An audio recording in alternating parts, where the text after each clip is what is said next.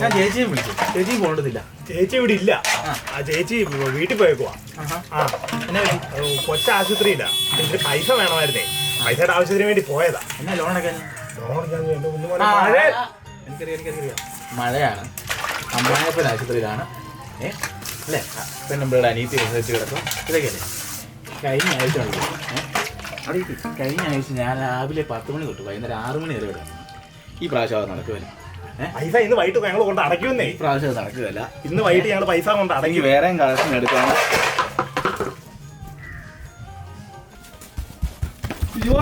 പണി കളയല്ലടാ.